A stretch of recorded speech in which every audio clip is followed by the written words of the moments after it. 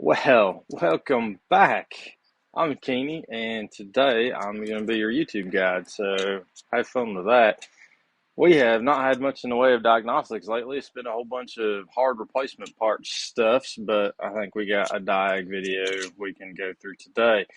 We're dealing with the '08 Dodge 1500 with the 3.7 V6. And story on this one goes, I'll back up with this. Truck is in great shape. Odometer's like 300,000 or 350,000 miles or something like that, something silly. And like, it ain't even hardly got any fluid leaks. The only rust it's got is just barely starting over the wheel wells. Really good condition, it looks like. Now, that said, story on her is it was a recent purchase either this week or last week, sometime in there. Vehicle was purchased, and at the time of purchase, there was some conversation about check engine light, misfire stuff going on. It was accepted, guy bought it, and was going to get it fixed. But since then, the misfire issue has gotten worse. And so after a few days of driving, sometimes it's okay, sometimes it's a little rough, but then come out of work one day and he said that the whole thing started shaking real bad and like it had a dead hole in it. And for sure now it's got a dead hole, like totally dead. There, at that point in time, he said he pulled codes on it, or somebody pulled codes on it, and they believe they didn't write any of the codes down, but the conversation went through something about misfire and something about possible cam timing issues. I don't know anything other than that. Let's, at this point, let's go ahead and grab our tool. She's all charged up. We'll plug into her, grab codes, and see what direction that points us in. We got the codes pulled. She's got a few of them. We got a few cylinder misfires, and this ETC looks like RPM limitation. I assume is from misfire issues. Some loss of comms with radio. It does have an aftermarket radio. Oh, yeah, and she's got 313 on the clock with the greatest glare. There's 313. 313 on the clock. Radio stuff. It's got aftermarket headlights, so we don't care about those. Radio. It's got some tire pressure monitor sensor dealies, which we don't care about because we don't do tires here. And that's it. I gave her a quick fire up. It says we've got an in-sync state and a -4 degrees of difference. I don't know if that's really enough to cause an issue, but we'll keep it in mind. Since this thing was misfiring, I was curious and it knows it's misfiring, I was curious if it was going to cut injection pulse. According to this, we're firing on all injectors. We got the old flashing girl, and by the way, this vehicle was driven like an hour or something to get here in this condition. So I did advise the customer there might be cat damage, but I don't think it's still cold. I haven't hardly run it at all. So I don't think we're going to do any more damage. It's already been done. But in looking at these fuel injectors, it looks like they're all still firing. I was curious if it would pull one if it actually had been misfiring on a single cylinder. It does not appear to be the case unless the data's bunked, which whatever. But we'll keep going through it. I don't know if you ever heard of selective hearing, but I think I have selective seeing. I'm sure y'all already saw it, but over there on the left column, there's a standalone tab says misfire data. Well, hey, I just found it. Let's see what we got. She's flipped. Let's give her a fire. Oh, that didn't sound great. It's like cylinder 2, cylinder 5. And they're counting the exact same. This thing has coil packs. Or coil and plug. So that's interesting. Both of them things are missing. So cylinder 2 and 5. Alright, let's keep that in mind. We'll kill this. We'll take a screenshot. Well, I really ain't got no good spots to mount everything so you can see it, but here's what we got. We got our firing order. We got 2 and 5 circled, and I don't know if it's going to matter or not. I suppose we'll eventually find out, but cylinders 2 and cylinders 5 are companion cylinders. So we will just keep that in the back of our mind as we move forward. I think the easiest way is just going to be to make sure Well, we'll see if we got ignition misfires on those. We'll just grab our little paddly wand dealy. We'll just touch each one of them. I know you probably can't see nothing, but I'm just going to fire it up and do that. See if we got a coil that ain't firing or a plug that ain't firing.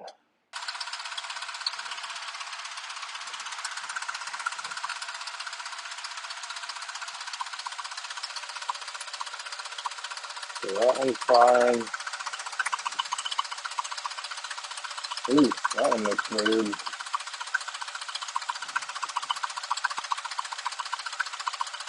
Oh, it's inverted.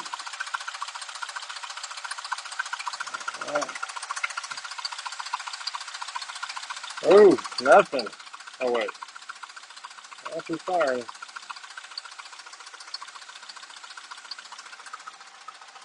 Oh, goodness. That's a big start.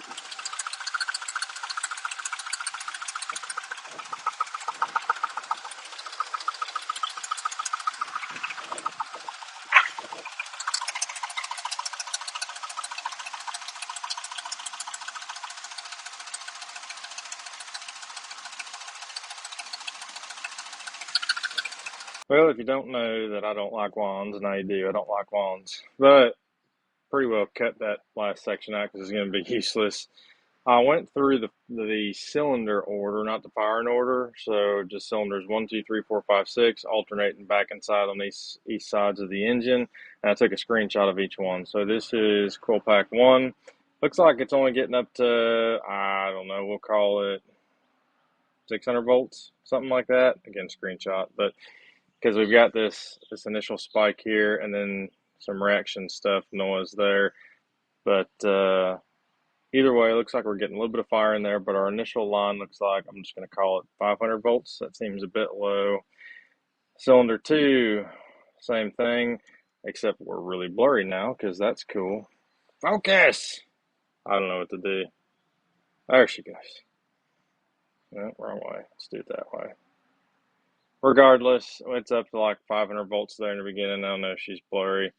This one, we're getting up closer to 1,000. I'd call it maybe 900 volts on that initial increase. Next cylinder, I think we're on cylinder 4 or something now. We're a little over 1,000. And then we're at like 1,500. And then we're at like 1,800. I don't know if there's something goofy with my wand going on or whatever, because they all just increase over the other. But it seems to be pretty consistent. I did it a couple times. At this point, also, I don't know if it came through in the mic or not, but I can hear something clattering. What sounds like over on the passenger side, but I can hear a little bit of clatter. I think I'm going to just hit it with a relative compression test next, just to see if because I don't think, at the moment, I don't think we're chasing spark issues. Based on the scan tool data, it's firing all the injectors.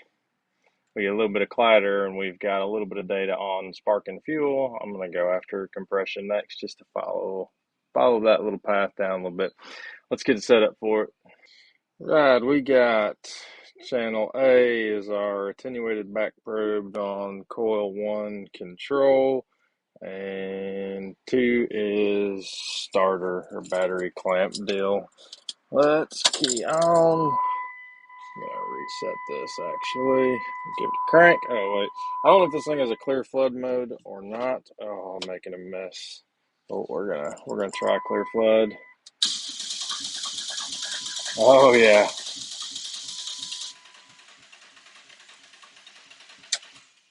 Oh yeah. I just hit the camera. I can hear something out the exhaust. It's like boom boom boom boom. Looks like we didn't get our back probe in very well. Let me zoom in and clean this up a little bit. Well, I'm not smart enough to do this in my head, so I'm probably going to have to take this capture again and maybe do a piston overlay. But regardless, if we read this correctly, we have 2 of 6 cylinders that are contributing to contribution, which is odd because it doesn't run like it only has 2 cylinders. It runs like it's got, 4 or 5 cylinders working. I don't know. I'm going to switch my back probe to a Phil's probe and retake this capture. We got you propped up on the armrest. Pretty cool thing. This does have a clear flood mode. We're Phil's probed in, see what we get.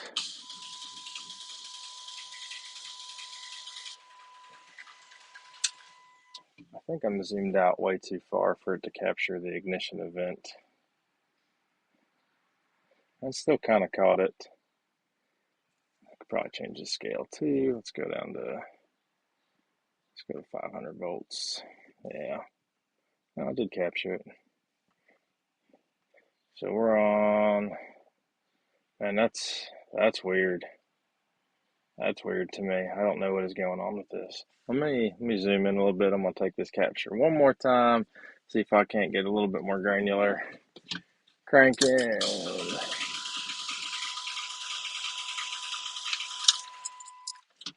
That'd be good. Boom. All right, let me analyze this. So I'm great with these so's. I say it so much. Whatever. We have some interesting. I have not finished processing this info yet, but we do have something very interesting. If you recall, cylinders 2 and 5 were the ones that were showing misfire.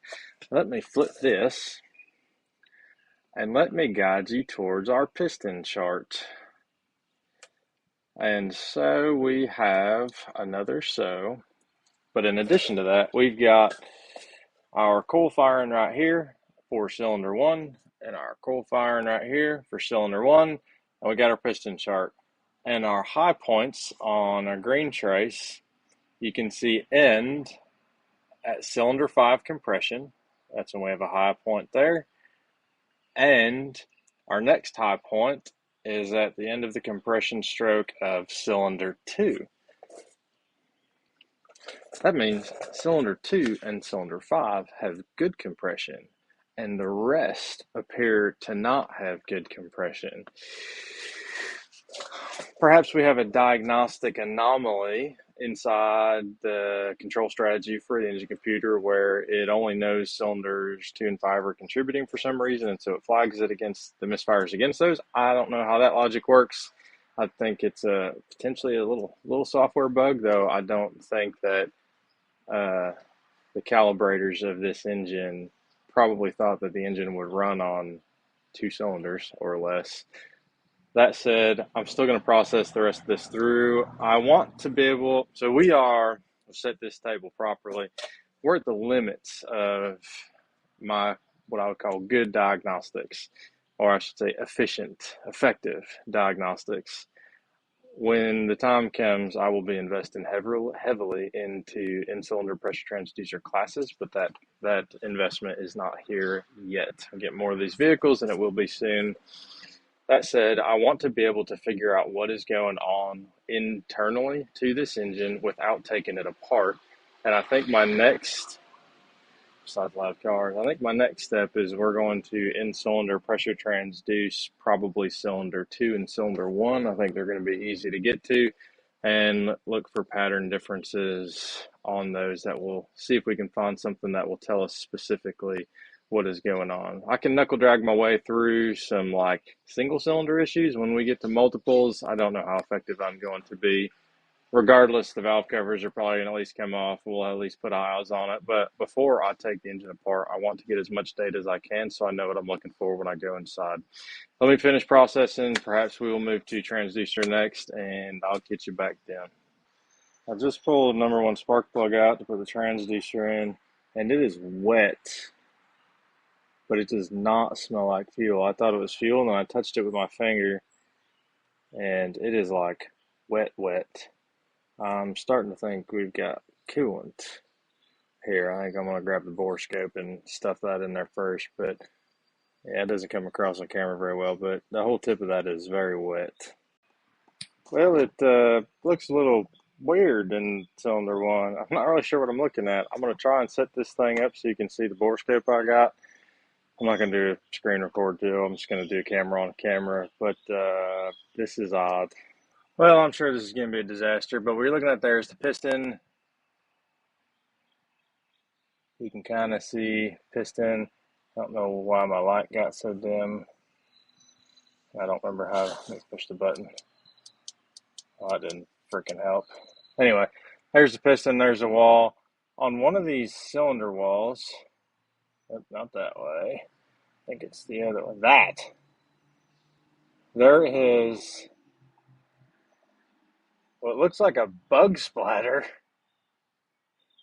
on the cylinder wall, and it runs. Oops, I'm losing it. It runs down the cylinder. Like, ah, God, this is terrible. There. Oh, no. There. It runs down the cylinder. Oh, you probably got a great glare. There we go. I don't know what in the world. Surely we don't have a cracked, like, sleeve or cylinder wall. I don't know. I still see cross hashing. I don't know what that is. It looks like something got wet and it ran down the cylinder. I don't know. I have no clue what that is. I've never seen that before. We got pressure transducer, channel 1, cylinder 1. Didn't it play again? Let's see if she will fire up. Does not run very well. Oh, there it went. Actually, it's running really good right now. I'll shut her off and stop this and process that. Well, all my values are actually negative. So this is going to be a thing. I have to rename my channel the So channel. If we were negative, either my scope's gone goofy, which definitely happens if you use yaw telescope, it's got some glitches, or we have constant vacuum in that cylinder, as in perhaps we're always being exposed to intake manifold vacuum, but that would be a lot of intake manifold vacuum. I don't think we're going to get that much. I'm going to reboot everything and take this capture again. Pro tip. Hey, when you want to do like sensitive measurements, you probably need to remove your attenuator. That would cause that problem. Take number 2.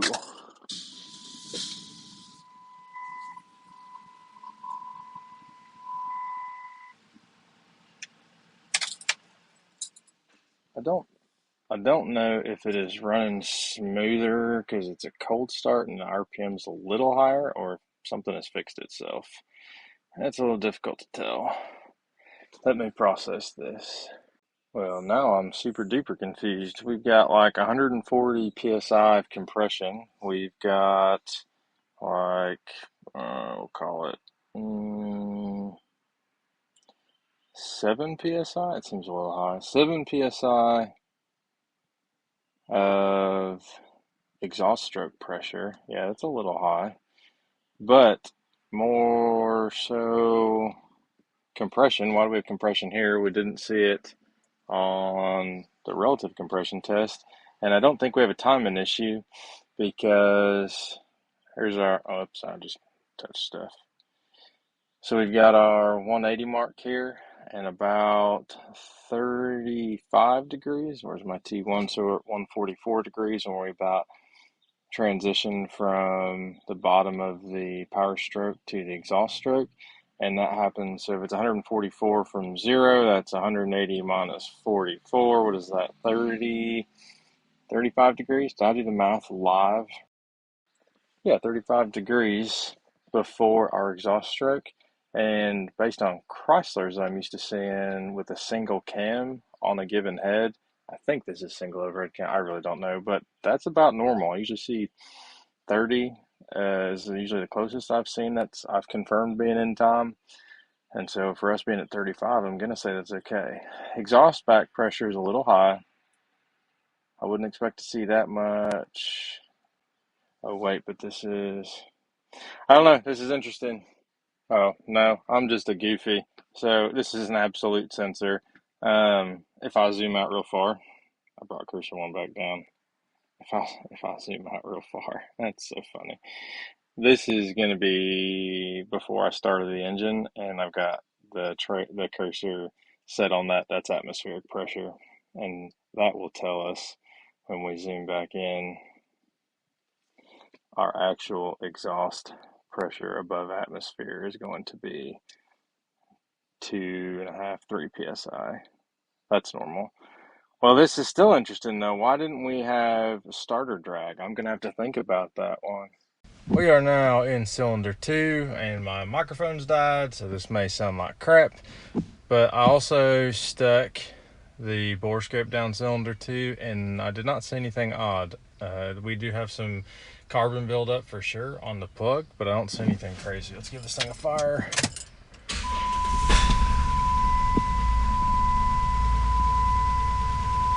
And it runs the same as before.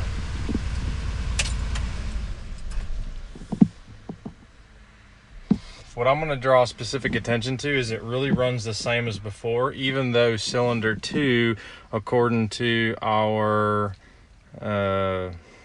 relative compression test, was good. It had high starter draw for cylinder 2. That said, we can already see it looks like cylinder 2 is substantially lower. We're at 118 psi. I don't remember what the other one was, but I thought it was like 140. Let's zoom in here. Oh, buddy. That is a problem. There's your problem, buddy. Ain't got no gas in her. Yeah, I'd say we have no... Well, I don't know what we got. Let me process that. But we definitely don't have an exhaust pressure pulse. And so we've got something with valve issues going on here. Okay, I just got really excited. And this is where I wish I was better at this stuff, but we're going to figure it out. There's a pattern here.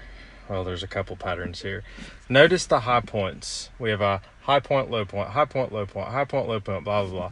Now look where the exhaust pulse would be. We have what looks like an exhaust or an exhaust event, and then pressure again, and then a smooth bowl like an intake, and then what looks like would be a messed up exhaust, and then what looks like would be an intake. And now I'm curious if neither of these valves are opening. I'm thinking through this live, and this is probably a terrible idea for the YouTubes, internets, and whatnot, but it looks to me like we have no valve opening events, maybe, or maybe a little bit of exhaust. I don't know, but these high-low patterns and these smooth lowers and rippled lowers are very interesting. I'm going to bring in a second channel. I'm going to do a sync with cylinder 1 ignition, and we'll see, we'll count it out from there. We're set back up. We got channel D on cylinder 1 again. Let's restart our scope trace and give it a fire. Go away. Kill it. Definitely still has a nasty knock still when we start it. I have to bring that in. What do we got? Is it going to be usable? I hope so. Drag that down. Oh man, it is. That's exactly what I was talking about. That means this. Oh, I thought I had my cursor. I'm sure the sound is terrible too, because my mics are dead. So that's 0-ish. That is 720. We have pressure and about normal. I don't think either intake or exhaust valve are opening. Or if they are, one is very, very slight. I would expect, if we have neither valve opening, I would expect these peaks to be the same, because we have no loss or gain in volume in the cylinder, or excuse me, no loss or gain in air in the cylinder if neither valve opens. But that's only a difference of like 11 psi. Ooh. But that, I'm pretty sure we're not having valve opening events on cylinder 2. Oh!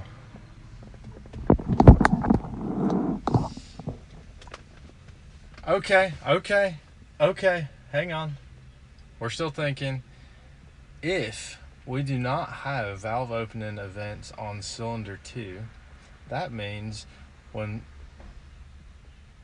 cylinder when cylinder 2 goes up on compression, we will have starter drag like we saw. But also when cylinder 2 goes up on exhaust, we'll have starter drag. Did I misread the ignition events previously? No, I plotted them off the ignition events. Okay. This explains now though why we have starter drag. I say starter drag, but amperage draw, starter drag on cylinder 2, but we have a cylinder 2 misfire because of what we see here. We have what I suspect are no valve opening events, and it's just sitting with the air it's got. We're going to do one more test. We're going to drop the pressure transducer in cylinder 5 now and see if we have this similar, I don't know what pattern we're going to get, but we're going to drop it in cylinder 5, see what we get, and at that point, I have confidence now, at least at this point, I have confidence pulling off the passenger side valve cover and looking at rocker arms. At a bare minimum, we can do that confidently with data. I want to check out cylinder 5 still, and we'll see what that brings.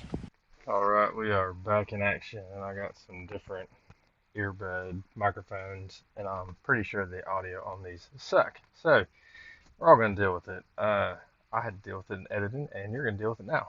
We've got our pressure transducer in cylinder 5. We still have channel D on cylinder 1 ignition trigger. Let's go ahead and give her a fire. Go away. Go away. Alright, stop that. Give us a zoom in. I'll be dipped. It's the same pattern.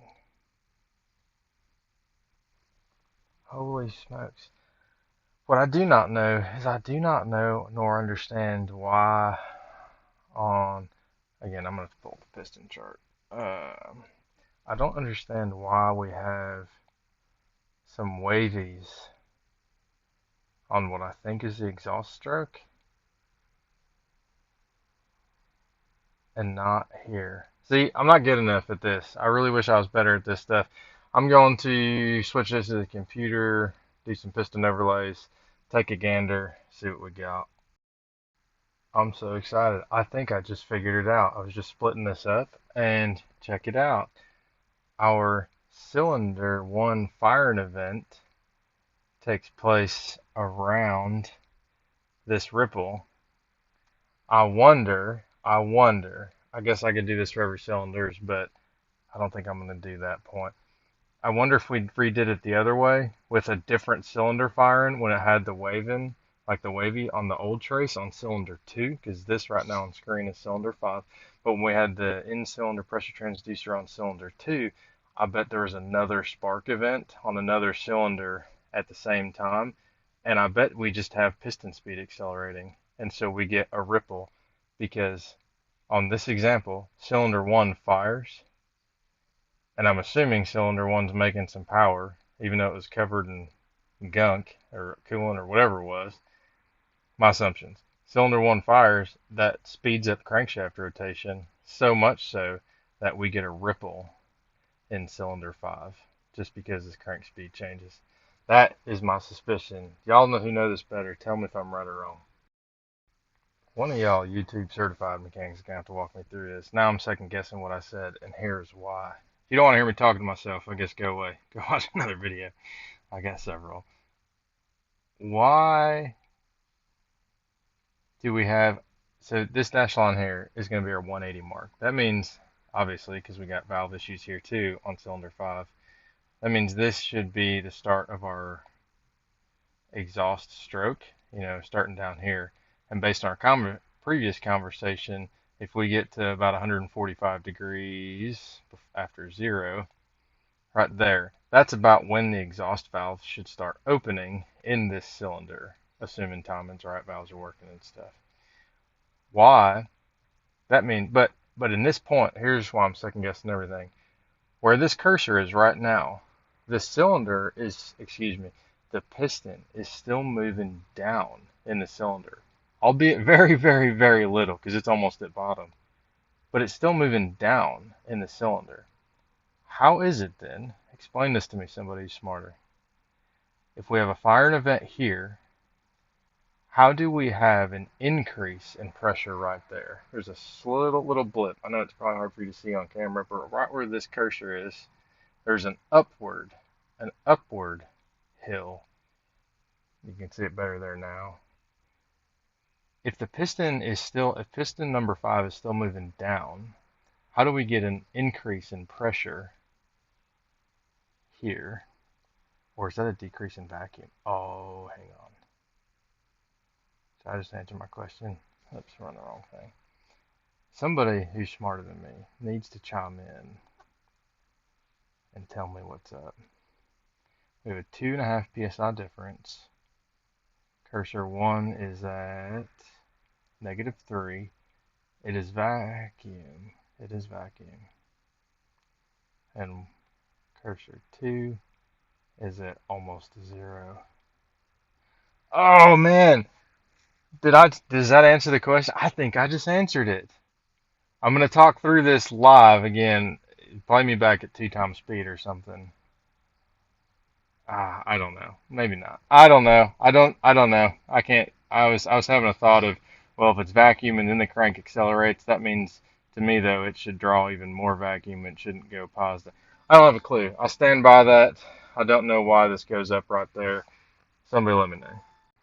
Pay attention, because now I'm mostly confident I have 2 specific things figured out. I don't know what intake valves are doing, but now I'm mostly confident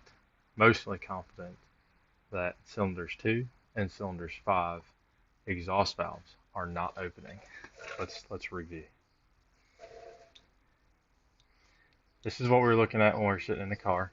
And so if we have no exhaust valve opening, we know that this is supposed to be our exhaust stroke, or I guess this one could be, whatever. One of these is supposed to be the exhaust stroke, one of them is supposed to be the power stroke. And if the exhaust valve isn't opening, then obviously we're going to build pressure there.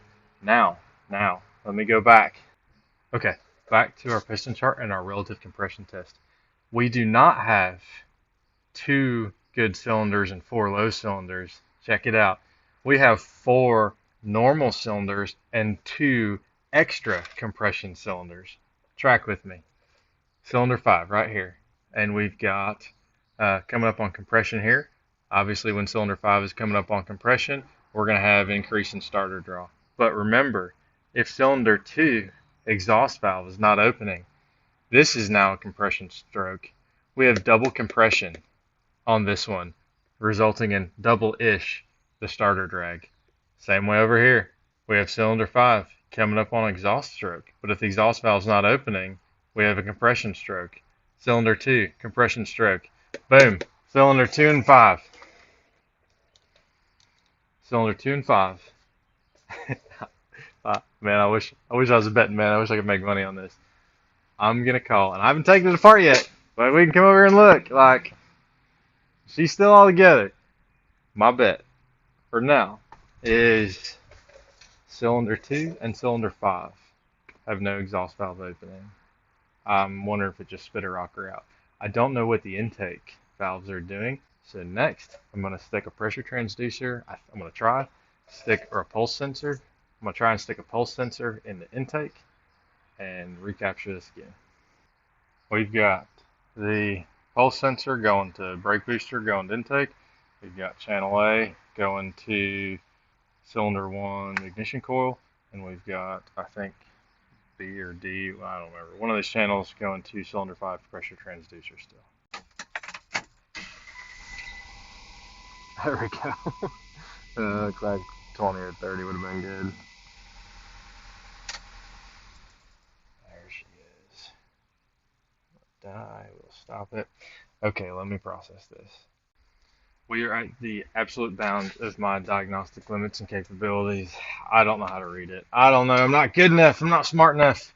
But let me show you what we're at least looking at, and you tell me what I'm looking at. Alrighty. Down here on the bottom, spark plug, fire, 720 crank rotation.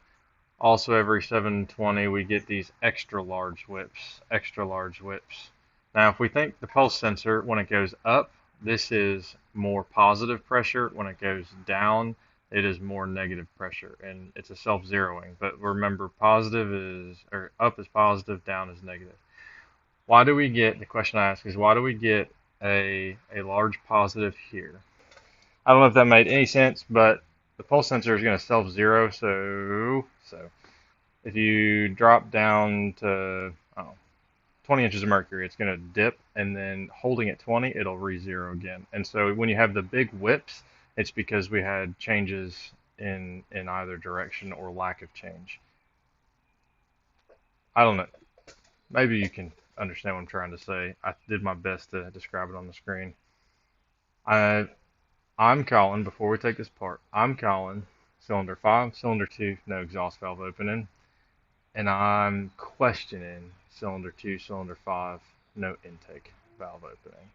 We've got some time left on our clock. I'm going to see if I can't just pop off that passenger valve cover. I think it looks the fastest to get to. We got it. Not fully. I guess I didn't know what I was looking for on all of them. Let me climb up here. I'll show you what we got. This is cylinder 2. Something's missing right here. Up and over. Oh, shit. Where is it?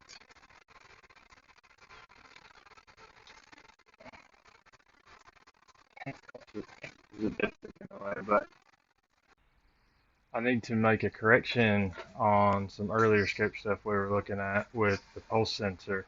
I was just re-reviewing the data. I had the piston chart set up on the wrong order. Let me fix that and show it. Okay, previously I had this piston chart, number 1 top dead center, lined up with this one, and that was wrong. Here's our spark fire line for cylinder 1. This is where the piston chart should have been lined up. And so whatever I was saying earlier, I think the principle still stands, but I was wrong on my my cylinders. So remember, I was thinking this would happen if a cylinder was moving upwards, not downwards, but the only cylinders that we had issues with were ones that were moving in the wrong direction. I haven't done this part yet. Let me see if this relines up correctly now. We will be looking for the end here, and there it is. Cylinder 5 will be coming up on compression. Again, this is going to be about as close as I can really get it. Well, maybe not. Let me see if I can't. That's going to be a little before. There. Now we've got a break on the line. So this will be a little bit before top dead center here. Now we should be able to look and see number 5 coming up on compression. This will cause, I don't know which one else is coming up. 2, now here it is. 2 coming up on exhaust. So 2 coming up on exhaust, there was no exhaust valve opening. I believe this will cause the crankshaft to slow down. Now here's where I'm beyond my limits, but I'm hypothesizing to the best of my ability. If cylinder 2 is coming up on exhaust and exhaust valve's not opening, that will slow down the crankshaft. That reduction in crankshaft speed will cause an increase in absolute pressure in the intake manifold. So we will lose our vacuum because the crank's moving slower. Somewhere in here should be an intake. I assume cylinders 4 and 3 are being slowed on their intake poles. That would cause, because the crank's rotating slower here, that would cause this increase. Then, because I assume then cylinder 2 intake valve, I don't know. Nope, I don't know. I still don't know. I don't know. I'm kicking stuff. The cylinder 5, I'm not pulling off yet without further authorization from the customer because we're out of time now. But we made the right call on the exhaust valve cylinder 2. I assume we got, because the pattern looks the same, and the in-cylinder pressure transducer for 2 and 5. I'm assuming we're going to have the exact same thing on cylinder 5. Still don't know what I'm going to do about it yet, but I was just re-reviewing the data, and I wanted to make a correction on where the piston chart was. Well, we have had a slight unexpected turn of events. Let me catch you up because I did some testing without you. I know I suck. At the end of the testing of everything we did the other day, I reviewed all that stuff with the customer, and based on the findings there, especially when we were looking at that weird bug splatter deal on cylinder 1 with the borescope camera, I had no clue what that was. And the coolant overflow bottle is overfull, like it had been topped off. And I asked the customer about that. I said, is this thing leaking coolant or anything? Because I didn't see any leaks. And he said, no, not that he knows of. He said they topped it off before he bought the truck. And I thought, okay, that's interesting. I said, before we do anything else, I don't have any idea what that pattern is on the cylinder wall, cylinder 1. Let me do a coolant pressure test on it and just see if something weird's happening inside cylinder 1. And so I did a coolant pressure test, and nothing's in cylinder 1. So I thought, okay, well, while I'm here doing this coolant pressure test, we'll continue on with the coolant pressure test in a different way. So I installed a pulse sensor in the radiator cap. Oh yeah, let me back up. This is what set me on this path. Totally forgot. When I went to pull the radiator cap off to do the pressure test, there was pressure in the cooling system. I thought, that's kind of weird. The truck's been sitting all night. It shouldn't have pressure in there. And so that puts us onto cylinder stuff, right? And so I pulled the plug on cylinder 1, stuck a borescope camera down there with pressure in the cooling system, didn't say anything. I thought it's still kind of weird that we got pressure in there. So what I did is I then installed, after doing that pressure test, then I installed the pulse sensor in the radiator and took a recording. And I've got this capture, which let me flip this camera to show you.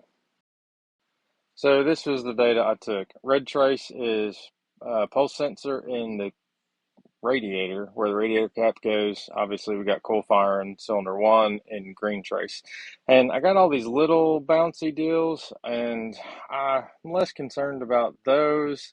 I don't do this very often, so I don't know what pattern is normal. I'm kind of was thinking, well, maybe they're either impeller, pulses coming around for whatever, or maybe it's speed changes in the crankshaft, because we know we still have misfires, so maybe some of this is to be seen. But the overall trend where it goes high and then low and then high again, this repeats throughout the firing cycle like that. It repeats over and over and over. Then what I thought, well, let me try to do something I've never done before, and I took this capture. This was a cranking capture. So I did clear flood mode. The engine's cranking, not running. And now I'm starting to see these big pulses here. I'm like, well, what in the world are those big pulses? That's kind of odd. And so I added an amp clamp to starter wire. That's what we got here. And so blue is amp clamp. We're doing relative compression again, which we've seen. We got our 2 double pumps on cylinders 2 and 5. And based on what we're seeing here, is a screenshot. I was going to drag a cursor, but I don't have them here. Based on this, we can say this is cylinder 1, and then we've got 6, 5, 4, 3.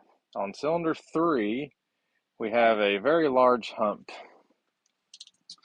At that point in time, I thought, well, that's kind of weird to have a large hump in cylinder 3. Hasn't been a cylinder we've really dealt with. Now, let's go under the hood and let me show you what we got.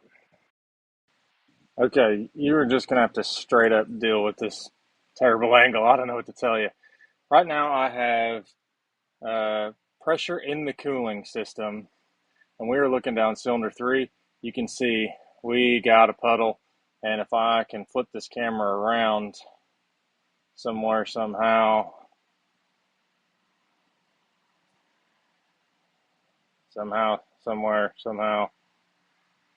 that's valves. Getting closer. Cylinder wall. feel like a monkey kicking a football. I'm trying. Maybe I'll cut this part out. Oh, there. Those are I'm trying to change the glare. Those are drips on the cylinder wall going straight down vertically. If I continue to pull the camera out, that right there. Is it gonna go? Is it gonna drip? Oh, there's a glare for you terribly. There she goes. Oh, she just dripped. She dripped right at the head gasket liner. She has for certain. Oh, she got for certain a leaking head gasket on cylinder 3. And at this point, not a crane. At this point, we have consumed the 1 hour diag for our cooling system pressure test, but that sucks. I don't know. I don't know if it's going to be something they're going to want to save or not. It's a lot of miles on this clock, on this engine for a head gasket and some, rocker arms and lifters. By the way, I don't remember where I left off with the rocker arm and lifter issue, or topic rather. Trying to put together the pieces of what the customer told us. So let's follow this along. He said he parked it all day, it sat all day, and then when we come up to it after work, it started misfiring real bad. Trying to connect all the dots. I don't know if this happened on both cylinders, 2 and 5, but at least one of them, this is my hypothesis. When the truck was shut off, when he went to work, cylinder, I'm going to call cylinder 2 and or 5, had the exhaust cam lobe depressing the rocker arm, depressing the valve, and that would cause the lifter to have pressure on it over time. My hypothesis, I don't know if I'm right, wrong, or indifferent, y'all can let me know.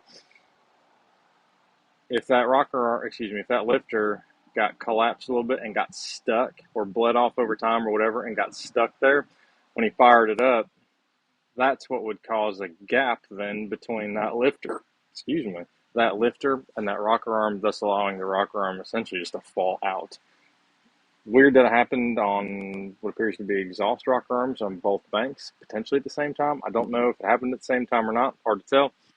But I don't know where we're going to go with this. These are my findings. We got head gasket issue on cylinder 3 for sure. Cool to find it with the pulse sensor, even though it's going to be bad news to give the guy, but it is what it is. And I don't know where we're going to go from there. But wanted to catch you up on what I found. I really didn't expect to find anything with the coolant pressure tester, but when I pulled that cap off, I probably should have started filming. I dropped the ball. It is what it is. I caught you up. Now you know. And yeah, I don't know where we're going to go from here. But that's what I got. Closure on the '08 Dodge. Since we had several issues with the engine, I spoke with the customer, gave him a price on what it would take to do a head gasket and all new rockers and lifters to hopefully keep them from spitting out in the future. It was going to be pretty pricey. And I told him at that point, if you want me to do it, certainly we can get it done. But what you might consider too, depending on what your goal is with the vehicle, you might consider just an engine replacement. And at that point, if you're going to do an engine replacement, if you want me to do the replacement, I don't do used parts, so I don't do used engines. I only do new stuff, so that'd be pretty pricey. You might give the guy right down the road a call that they've got a pretty good line on used engines that they do quite a bit of work on, not like on all vehicles. And that's what he elected to do. So a customer gave them a call. They're going to get a used engine shoved in there for pretty close to the same price that it was going to cost for me to do head gaskets or at least one head gasket, rockers, lifters. Rockers and lifters are actually kind of pricey on that thing. I was a little surprised to see that. Nonetheless, this video was exceeding my diagnostic prowess. I'm only so good, and reviewing a lot of that in cylinder and intake pulse waveforms is not what I'm great at yet. There will come a time where I will be much better, but it is what it is. I'm only that good. But we still made the right call on the exhaust rocker arm. That's really cool. Not cool that it broke, the car broke, but it's really cool to be able to open an engine and know specifically what you're looking for before you actually go into it. That's at least my goal and what I attempt to do whenever we're doing these types of diags. With that said, that's really all I got for you. The audio sucked in this one. It is what it is there too. Again, I'm just a knuckle dragger doing what I can to post videos. Maybe it was helpful for somebody. That's really my goal at the end of the day. But that's all I got for you this time. I'll catch you in the next one.